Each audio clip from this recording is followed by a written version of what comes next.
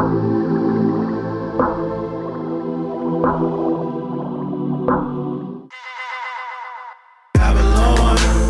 man, I've been so torn thinking about this world lately. Babylon, truth is so deluded and it drives me crazy. Babylon, this lost world is so hopeless. Babylon, Jesus Christ, that's where hope is. Babylon, no matter what they say, it's still so lost, listen. Okay, I alluded to this talk a couple of times, and this is a very serious thing that is happening, and this is just the way the devil adjusts, okay? As we see states doing things to stop certain surgical abortion procedures, lo and behold, at the same time, we see the development of greater technology to have earlier detection and the development of pills and getting them to people. And so we are seeing a rise in, I like you call it self-managed abortion. And so this is very important that we wrap our minds around this and how to deal with this, because this is the future, right? It's in a world, say, where they even shut down surgical centers. How do we, as Christians, love our preborn neighbors who are being murdered by people who order pills online? It's very difficult. The devil's a killer and a liar, and he's been from the beginning, so this should not surprise us. But this is something that we need to learn about first, think about, and then begin dealing with in the right way. And Callie is an intellectual. He's a pastor with a heart for teaching and preaching the Word of God. He's a really good-looking guy. Yeah.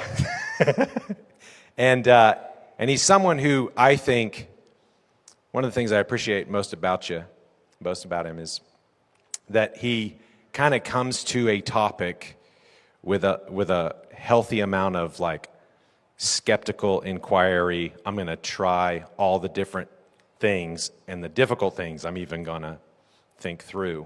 I'm not going to make this simple. He's the author of The Doctrine of Balaam, a book that you should own multiple copies of because you should be giving it to people. Fantastic book, first book fully on the abolitionist position, theologically stated and argued for. And so we appreciate you. We welcome you to come talk to us and bring us up to date on self-managed abortions.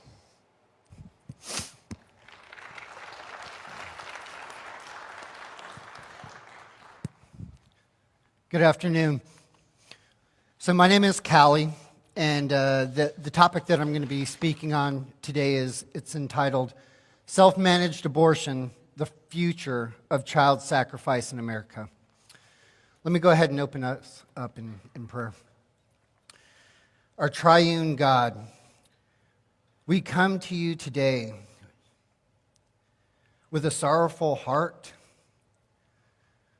but one that is full of gratitude. We are so thankful that you would send your Son to redeem sinners, to live for us, to die for us. Our Creator himself, who now sits on the throne and calls us to him. We ask you to, in this time, prepare our hearts to hear these things, that we could grasp them, and that you would give us eyes to see the evil that is out there, and a heart full of courage and delight, knowing that you are in control, that this is your world. Help us to not be discouraged by the evil that we see, but rest in you, your goodness, your excellence, and joyfully look around us and see you everywhere. It's in the name of Jesus that we pray these things. Amen. Like I said, the topic that I'm presenting today is self-managed abortion, the future of child sacrifice in America. So I want to take this time to look at what constitutes self-managed abortion and how the pro-life establishment has been instrumental in its proliferation. I want to explore the future trends that are made possible by pro-life doctrine and efforts. I want to be clear. Pro-life legislators and lobbyists, they are going to argue against self-managed abortion. They will talk of its dangers to women, dangers to the economy, how destructive it is to families. They will create schemes to ease the burden on these women and provide tangible assistance programs for them. In Texas this year, they increased their budget to $100 million for these particular welfare programs. What I want to show is that the pro-life establishment's unwillingness to criminalize abortion as homicide and prosecute all principal actors, all co-conspirators, and all accomplices equally under the law is what is driving this recent explosion of incidents of self-managed abortion, and it is setting the trajectory of the future of child sacrifice in our country. What I'm not going to be doing is giving a biblical argument against self-managed abortion. I mean, really, it's the same thing as being against all abortions. It's the same argument. What I would like to do is, through the light of nature, show you what is happening currently in our country, what's been going on for the past few years, and the plans that they have set for child sacrifice, so that we understand what's at stake, and so that we are equipped with the data to shut the mouth of the fool when we talk to them, so that we can stand on biblical principles, call them to repent and share the gospel with them, and call our legislators to do their duty to wield the sword of justice without partiality.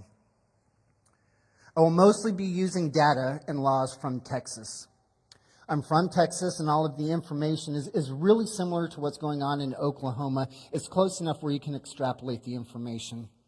Apart from being familiar with Texas and its laws, most of what I'm going to be covering when I deal with the events of current history, they've all focused because of Texas and things that have happened in Texas. And this is going to help me expose the highlights of what I'm trying to convey to you. There's this thing called Project Santa. And this is the Self-Managed Abortion Needs Assessment Project. It's an interdisciplinary research group out of the University of Austin, or University of Texas at Austin. This project is fielded by a group of medical doctors, PhDs, PhD candidates, and other academics. Over the past 6 years or so, they have emerged as the epicenter of research studies, publications, and policy advisors across the United States in the arena of self-managed abortion nationwide. And this is how they talk about self-managed abortion. Self-managed abortion is any action taken to end a pregnancy outside of the formal healthcare system. And this includes self-sourcing medications, misoprostol and misoprostol, ingesting herbs and other drugs, and physical methods. Central to what we are talking about is abortion. And they define this as, Project Santa, they euphemistically talk about this as ending or terminating a pregnancy. But what we are talking about is the unjust killing of a preborn human. They continue their definition to describe which unjust killings of preborn children are being talked about when they say self-managed. These are the ones that are conducted outside of the formal healthcare system. Now, the phrasing of this is very important for the framework that they are operating under, and that is that abortion is healthcare. Saying that self-managed abortions are conducted outside of the formal healthcare system is a way to capitalize on the pro-life strategy that is enslaved to Roe versus Wade. This is a strategy that solidifies abortion as healthcare through its legislation. We all recognize that abortion is the unjust killing of preborn humans and that its practice belongs in the homicide codes. Pro-life legislators seeking peace with Roe versus Wade construct their laws accordingly. And they start by crafting exceptions to the criminal homicide code to remain compliant to Roe versus Wade. So in Texas, the homicide code is chapter 19, and 19.6 is where the exceptions to the homicide codes start. And the first one is for the mother, and it says, the homicide codes do not apply to the death of an unborn child if the conduct is committed by the mother of the unborn child. This removes her from all prosecution that is directly related. Removes the mother from all prosecution.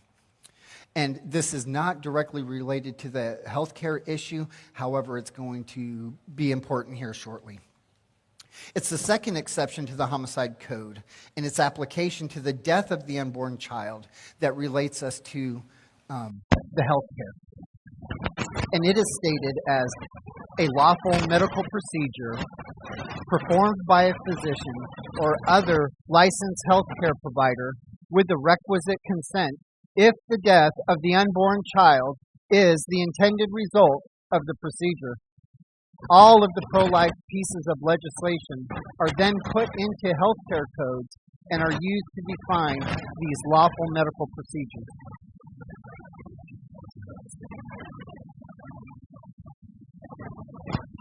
So it's the pro-life legislators' right that define the lawful medical procedures that have the intended result of the death of the child. And this is how pro-life Republican legislators establish and sustain abortion as healthcare. Project Santa is starting from this pro-life maintained framework that abortion is healthcare in order to distinguish two distinct paths towards killing your own preborn child. Abortion as healthcare within the formal healthcare system defined by and governed by pro-life healthcare laws, and the killings that are not.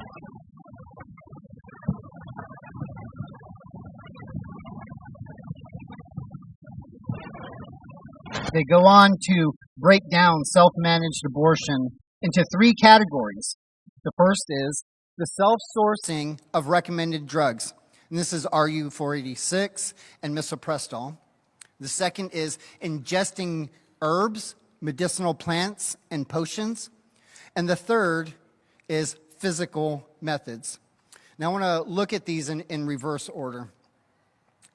So physical methods. These methods include things like inserting foreign objects in order to kill and remove the child.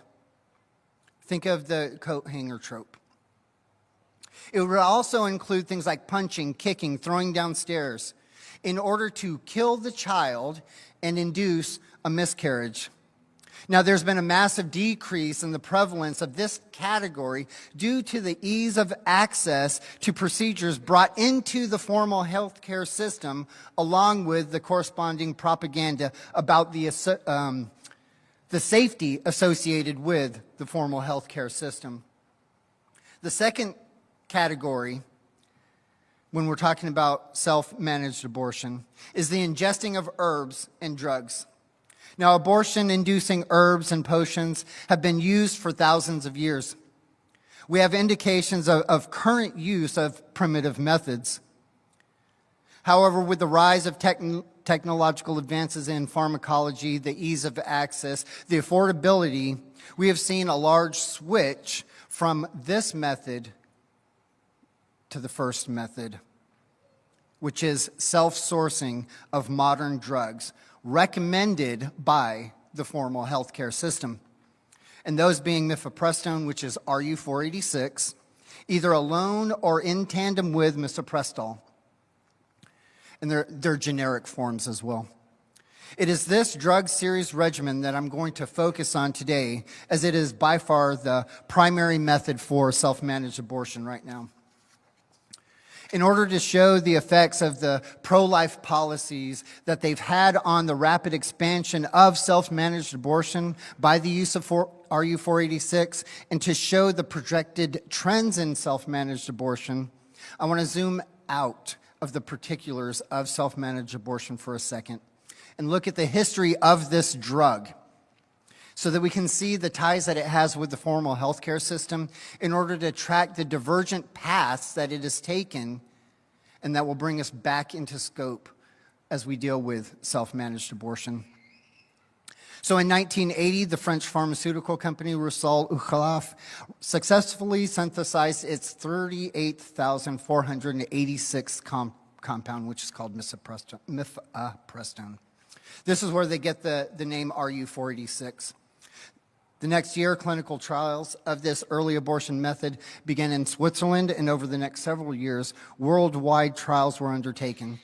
In September of 1988, France approves RU486 as an early abortion method. But the following month, the board of directors votes to stop its distribution because of anti-abortion protests that were going on. A few days later, the French government stepped in and intervened and forced the company to distribute the drug. In 1989, the FDA under Bush bans the importation of RU486 as an early abortion method. In 1993, the Clinton administration asked the FDA to re-look at RU486 as a viable option for abortion. After 3 years of clinical trials, the FDA advises that RU486 is safe and effective for early abortion method when it is used in tandem with misoprostol. Misoprostol is a drug that is used to induce contractions in the uterus. But what happened with it, there was these cancellations of their contracts for patent use of RU486, and this prevented it from being brought into the United States with the FDA for a couple of years. But finally, in 2000, it was approved, and its official introduction came into the United States. Let's take a second to look at the timeline for the past 22 years of the growing use of this two-pill regimen in the United States. Now, when I talk about these numbers, we need to remember that this data only represents the states that provide recorded abortion. So there's no federal mandate to report, nor is there a standard format for abortion providers to report on abortions. There's a number of states that do not report at all on abortions.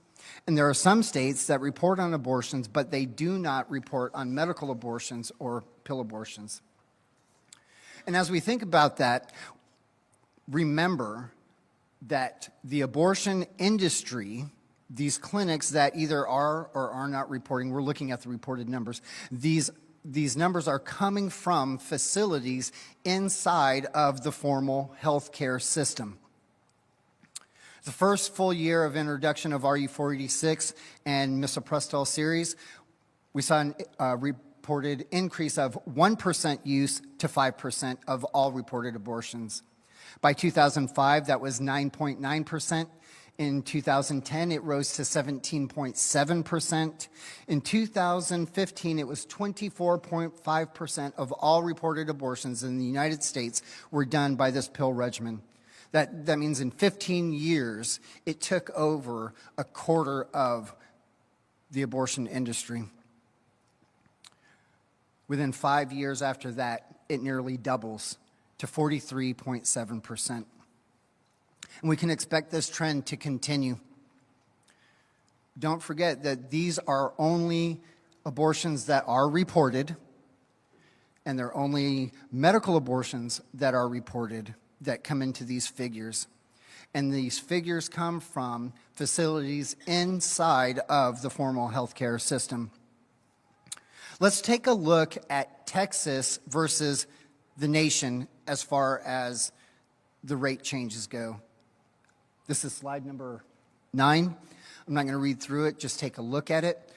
It starts out with Texas being already at 24.7% in the nation at 17. But if you notice, something happens in 2014 where Texas drops by over half. From 2010 to 2014, we see Texas surpass that of the nation. What happened in 2013 that caused this massive drop? Texas passed a healthcare law that restricted protocols of pill distribution, but more impactfully, it was the regulations on facility standards and admitting privileges for doctors. Now, this healthcare law was overturned after going through the judicial process, but at the beginning, when it was first established, it did shut down over half of the abortion facilities in Texas. But if you look at only the drop of the pill abortion rates, it can be really misleading as to what's going on. The pill abortion numbers did drop by about 15,000 every year of those 2 years. But there was a simultaneous increase in surgical abortions by over 5,000 each year. So there was a drop of somewhere around 8,000 for each of those 2 years. But we see it affecting more the pill abortion. Larger corporations like Planned Parenthood and other well-funded organizations were able to increase their market share as the smaller facilities found it fiscally impossible to remain in compliance. So they consolidated and expanded their reach. These clinics honed in their formal healthcare system look and ethos as they began to build back better. During those 2 years, accounts of crossing the border with Mexico to purchase these drugs, we saw with that news reports, articles, and exposés done to bring to light the plight of these women being denied access to kill their children with the ease and safety of the formal healthcare system. In addition, there was an awareness that was being made to the counterfeit drug distribution problems in Mexico. There have been a couple of documentaries that have been produced to show what was happening at these cross-border child-killing trips, as well as instructions on how to make the journey if needed. And it's in this climate that Project Santa emerges. Its early work focused on the historical data in Northern Ireland and collecting and researching data in Texas. They did this voluntary survey when all of these abortion clinics shut down. And they did this voluntary survey in 3 different clinics in Texas. 90% of the women that were asked to participate in this survey as part of the intake at the abortion clinic, 90% took the survey. And here are some of the findings. 30% of the participants had prior knowledge of self-managed abortion, that is, killing your child outside of the healthcare system. And of that 30%, 28% said that they had considered doing it. And by then, the main method was crossing the border to Mexico to buy these counterfeit drugs. Of the 30 women with prior knowledge, they talked about self-sourcing the medication from Mexico. A quarter of them talked about getting them on the line. 70% of the women that participated in the survey had no idea, no prior knowledge of what self-managed abortion was, but nearly half of them said that they wanted to learn about it. And it's at this time, in 2016, when Plan C launched its website. And it did so to demedicalize the medical abortion industry. It seeks to provide resources on self-managed abortion and direct its users to various on-the-line pharmacies and abortion pill providers. In their words, they seek to normalize self-managed abortion and change the narrative of this practice as a catalyst to a new era of access to this form of self-care. They rate several self-managed abortion organizations. They have 9 that they generally deal with that give consultations and write prescriptions and send abortion pills to the people going to their websites. And aid access is one of them, but they received the highest rating consistently over the other 9. Part of this is because the pharmacy that they use is recognized and recommended by the World Health Organization.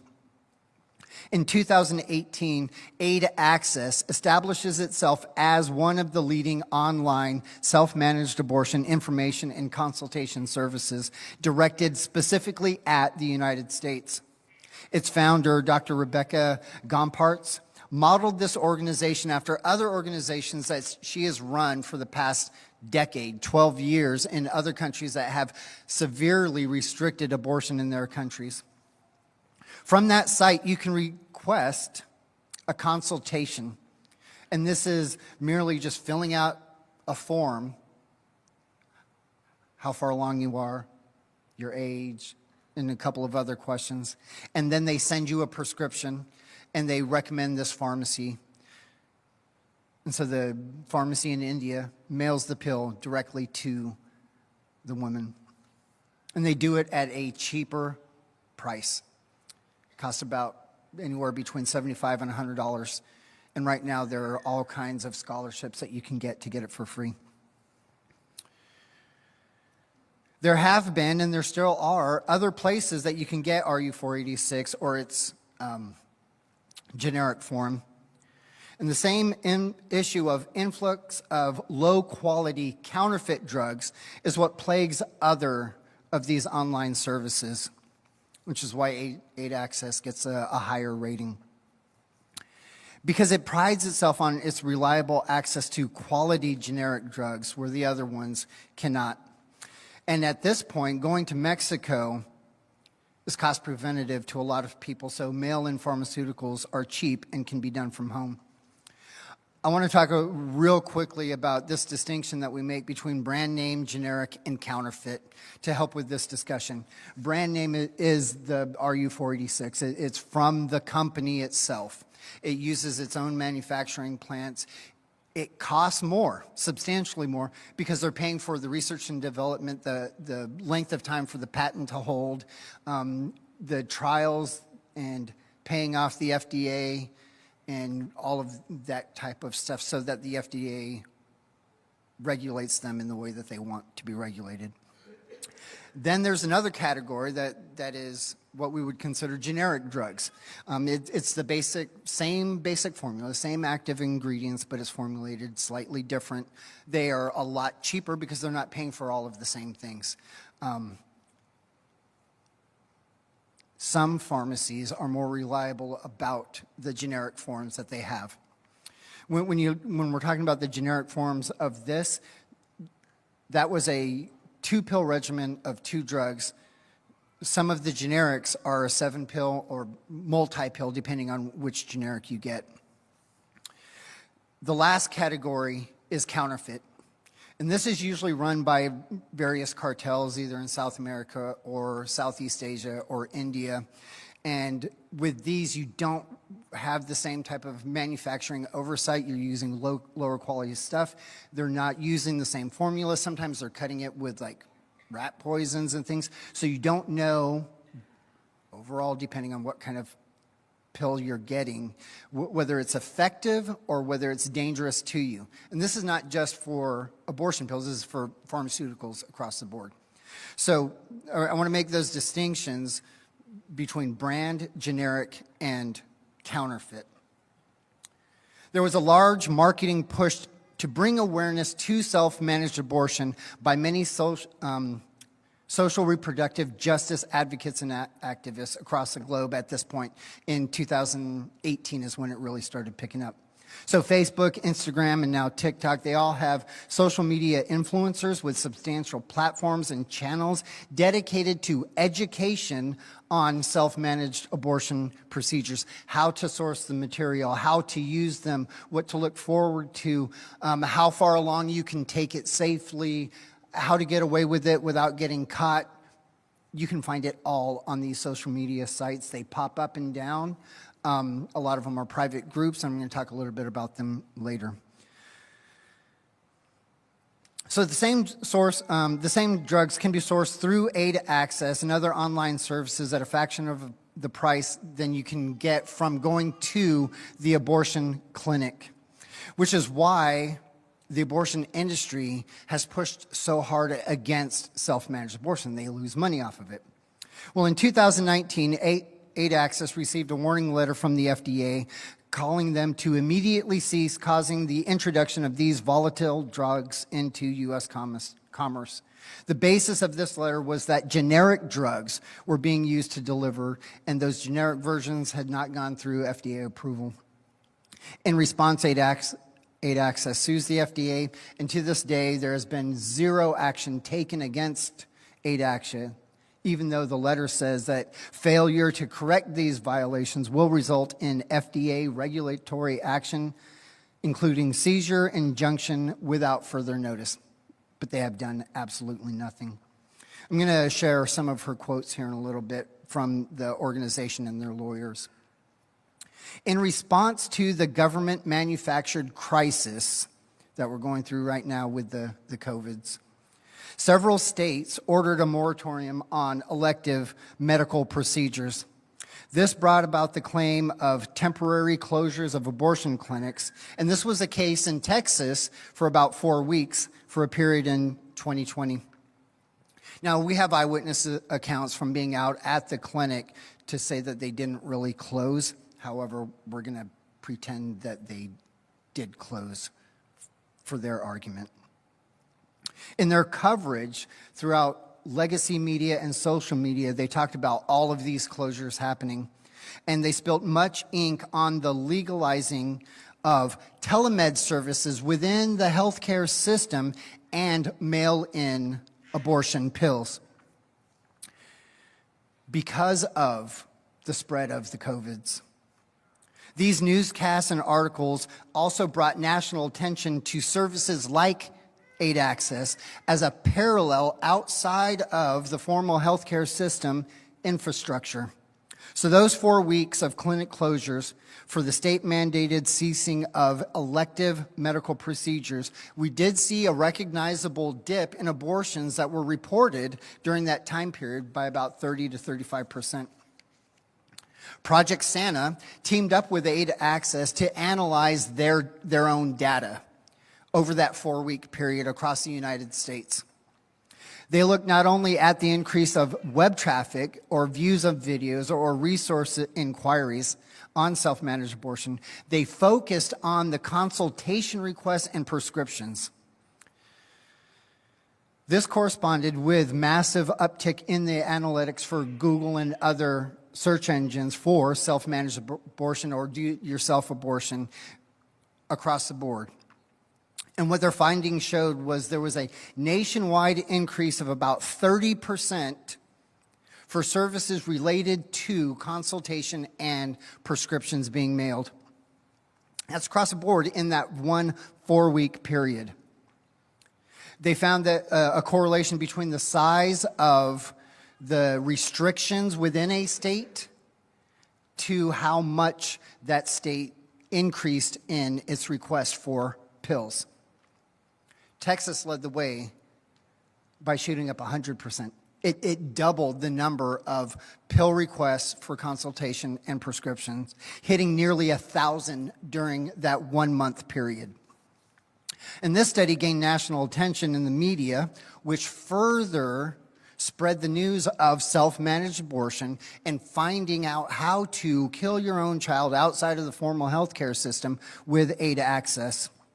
In January of 2021, SCOTUS reviews the telemed and distribution of abortion medication through the formal healthcare system, and their decision stated that the FDA has the power and authority to make these decisions, not them. So in light of that, the FDA, under the Harris-Biden administration, changes its regulatory practices for pill distribution of RU486 within the formal healthcare system. You can now, according to the FDA, use telemed services, so you do not have to go to the abortionist. You're using the abortionist, you're paying the abortionist, but you can do it from home on video. You also do not have to go into the abortionist to get the pill so that you can kill the child. They will mail it to you. And this is not an emergency situation because of COVIDs anymore. This is the normal protocol for how pill abortion is nationwide. Now, states can regulate how they want to do it, but those are the guidelines. Project Santa, Plan C, and Aid Access, if, when, how, and other reproductive rights advocacy organizations have stated explicitly that their goal is not to move to a telemed and mail-in distribution process, but to move to an over-the-counter with no prescription needed, much like the morning after pill Plan B is currently sold. They recognize that this is not a possibility yet. So to ease the facilitation of that move, they want to expand our understanding, the nation's understanding, raise the consciousness of the population to understand what self-managed abortion is, how safe it is, so that they can move to it being sold over the counter. They want to normalize this practice. And we're seeing this is a huge shift in the pro-abortion narrative. So when it comes to arguing pro-life health cares on the prescription and distribution of medical abortion pills, the pro-life lobby and the pro-choice lobby have now taken its opposition's arguments. Sounds really strange, but that is what's happening. One of the pro-abortion arguments against stricter regulations for government-sanctioned baby killing, including full bans on this sacrificial practice, used to be that this was an imposition on a woman's right to kill her child, and it would necessarily lead to unsafe abortions outside of the formal healthcare setting. And this would put the lives and health of these women at danger. That used to be the pro-abortion argument to these laws. Now, when they're talking about telemed and mail distribution for at-home abortion, they cite the World Health Organization's recommendation for this practice. They produce papers showing the efficacy and safety of killing your own child from the safety of your home. While the pro-life advocates now argue the dangers to the health and the life of the poor women that try to kill their own children from the safety of their home outside of the formal healthcare system. Here's a couple of quotes. This is from the president of Students for Life. Handing out deadly drugs through the mail is a disaster waiting to happen. Risking women's lives to make a political point and quick profit makes no sense. And we sadly anticipate horror stories when inevitably something goes wrong.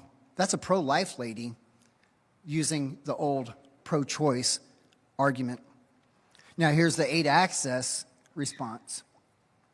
Less than 1 in 100,000 women who use medical abortion die, making medical abortions safer than childbirth and about as safe as naturally occurring miscarriage.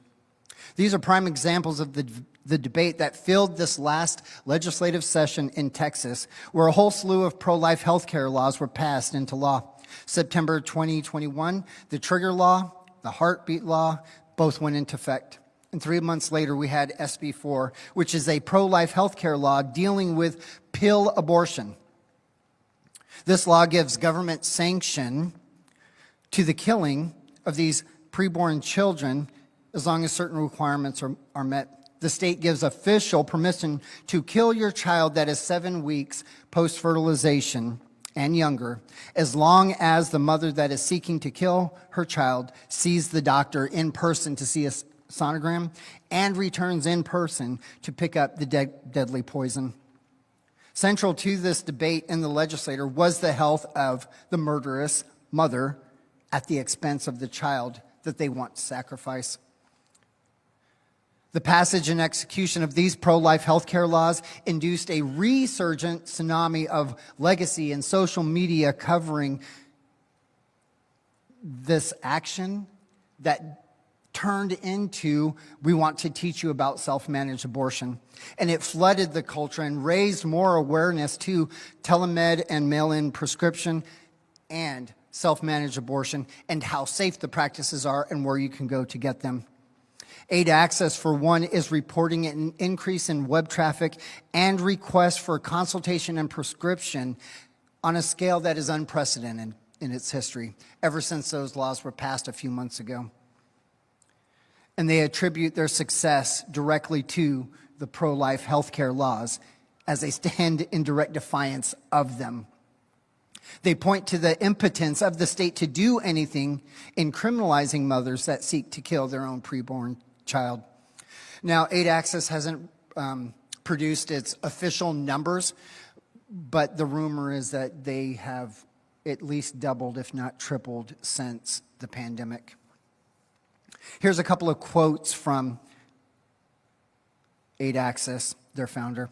"Where I work from, it's legal to prescribe the medication, and so I will do that. And the pharmacy that I refer to is allowed to mail the medications on a prescription of a doctor to the women. So the new Texas law has no impact on what we do." On another quote, she says, "I don't care about 6 weeks. It's another law that is not based in any scientific evidence, human rights, common sense. I will provide prescriptions for abortion like I've always done." Here's one from the legal counsel of If, When, How. "Importing drugs from abroad is against the law in the United States. But the FDA doesn't tend to go after individuals who are bringing in medications into the country for personal use." And this is from the Aid Access lawyer. "All of our drugs are going through. The FDA and the Postal Service weren't stopping any. They weren't arresting women. They weren't doing anything like that. Women still have the option in Texas, just like they do in Idaho and every red state." So for a second, let's assume that the abortion industry in the formal healthcare system in Texas is mostly compliant with these new healthcare laws. You guys in Oklahoma report about 5,000 murders a year. Texas does that in a month. We report over 5,000 murders a month. Now, assuming that they are being compliant and assuming that their numbers are honest, they're reporting about a 50% decrease in reported abortions. So we're looking at somewhere between 2,500 to 3,000 children that are not being reportedly killed in abortion facilities in Texas. One of the things that they're doing is traveling to California, Colorado, New Mexico, and here in Oklahoma. We're estimating about 10 to 15% of the Texas women are coming to Oklahoma. That means that your next reported series of abortions is going to double. Next year, you guys are going to have at least 10,000 reported abortions because of this. And there are nonprofit organizations that act in support of abortion generically, but the abortion industry in particular, and they are subsidizing travel, lodging, and the procedures for women to stay in the formal healthcare systems. These organizations stand for reproductive justice, but they stand with the industry against self-managed abortion. But that's only 10 to 15% of the women from Texas. That leaves a whole nother 85%. So what is happening with them? Out-of-state child sacrifice tourism accounts for a substantial number. But self-managed abortion through Aid Access in the past 5 months has taken over the lion's share of that 85%. Like I said, we don't have, they haven't produced their numbers officially, but the rumor is somewhere between 2 and 3 times what it was during the pandemic month period, which was 1,000 dead babies through them, through self-managed abortion per month. I want to make 2 things clear when I'm talking about this, though. Since the heartbeat law took effect in Texas, they've stopped producing their reported abortion numbers. We used to get them every quarter, and they have not reported since September 1st. The other thing, even though Aid is boasting about increase in traffic. They aren't releasing their official numbers. So these are just guesstimations about how much more people are going towards self-managed abortion. But it's still a striking number. And this is only the Texas phenomena, but 8 Axis is saying that this is across the board, across the United States, and the increase is relative to how strict the laws are within that given state. So 8 Axis and telemed service prescription people to a lesser degree, these are not the only parallel infrastructure that is outside of the medical community, outside of the formal healthcare system. But they exist, and they're being established to facilitate child sacrifice in our country. 8 Access is the most organized, it is the most established, it is the best funded, it is the most recognized, and the most promoted. And since the COVIDs and 8 Access, trips to Mexico have gone away. It's just not happening. So counterfeit abortion pills from Mexico specifically has really gone down. There are some other counterfeit problems with India, but most of them are coming from 8 Access and a couple of other places.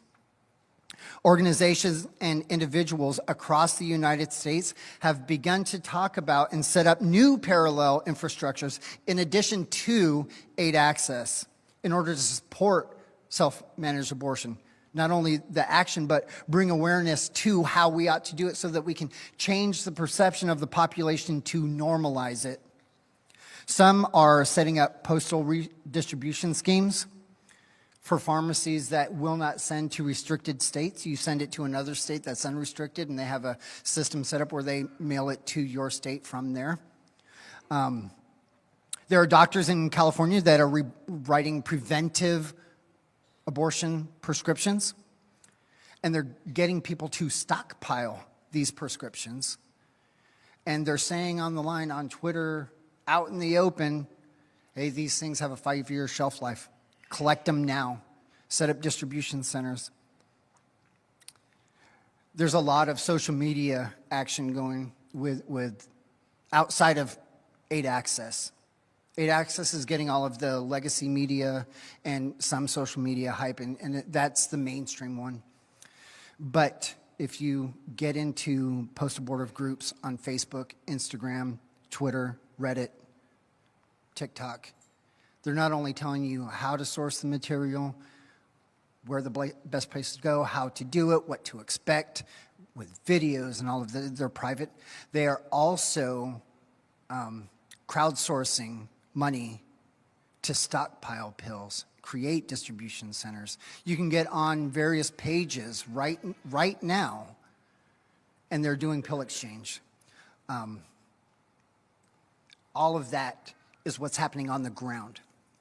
Most of what I've been talking about today is been from a high altitude with reputable organizations like 8 Access, that the media is willing to use to help bring awareness to self-managed abortion. But really the damage is happening on the ground with a lot of these groups. And if you would like more information about those things, talk to Not a Victim or Imago Dei, the 2 ministries out there. They're actively involved with dealing and seeing this type of thing daily. If you thought the numbers that I'm showing you about 8 Access are insane, which they are, what's happening with these other outside of the formal health care system, just on social media, by far worse. This is way more damaging than we realize right now.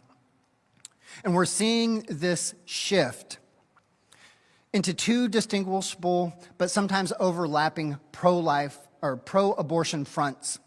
There is the establishment in support of the abortion industry inside the formal healthcare system, and they are pushing for the removal of laws regulating and governing the state sanctioning of killing your children. They are advocating for and subsidizing child sacrifice tourism coming from more restrictive states. But the second front is leaving the formal health care system that houses the abortion industry And they are seeking to empower mothers to take more control over the sacrifice of their children. And it is the latter that is gaining the most ground. That is not to say that the abortion industry inside the formal healthcare system is not behemoth. It has way more credentials, more funding, more public support, more grounding in functioning institutions and organizations that are currently active, but it is crumbling. The future of abortion in America is self-managed abortion, and that is killing your child outside of the formal healthcare system.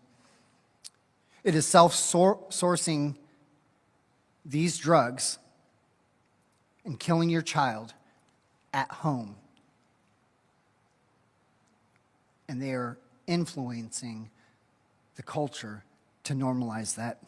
It's growing rapidly in acceptance and popularity.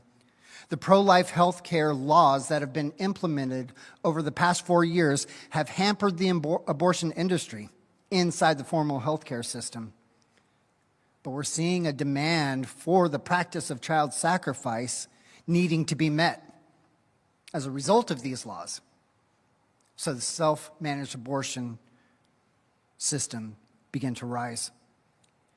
The advocates begin to establish parallel infrastructure and use these healthcare laws in order to promote self-managed abortion, to educate people, to normalize the practice of killing your preborn children outside of the formal healthcare system.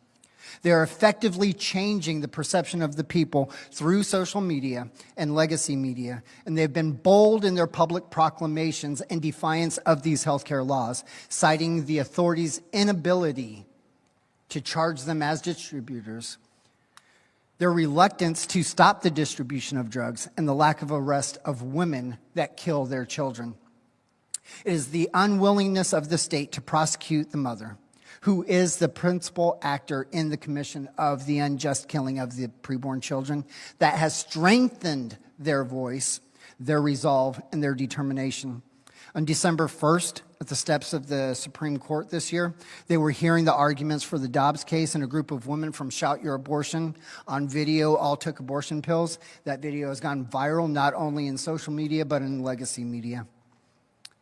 Last week, maybe I guess it's about 10 days ago now, on live TV, this guy was interviewing a woman about abortion, and she took an abortion pill on live TV, and the interviewer was shocked. He didn't even know what was going to happen. That's how easy it is to get this and do this. And then she talked about what she was doing, killing her child on live TV. That too went viral.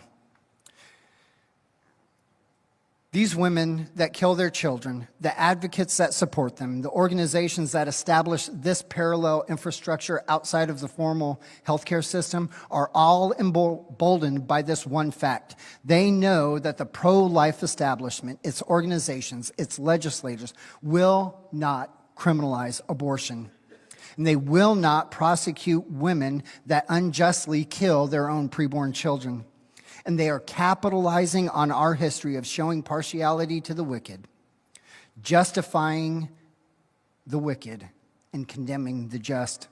They know that self-managed abortion is the future, and they are paving the way using this pro-life mindset and the victories of the pro-life healthcare laws against the abortion industry and the formal healthcare system to catapult their success and their takeover of child sacrifice. It's time that we recognize what the future holds. And if we do not repent and seek to apply equal justice, that is where it's going to go. And it's only by the gospel of Jesus Christ and calling our legislators to repent that we have a hope. Without that, without a God who can do anything, there is nothing that's going to stop this. So I thank you. Look into this. Go talk to those two organizations. See what's happening on the ground. Make your legislators aware of the problems that they are causing because of self-managed abortion.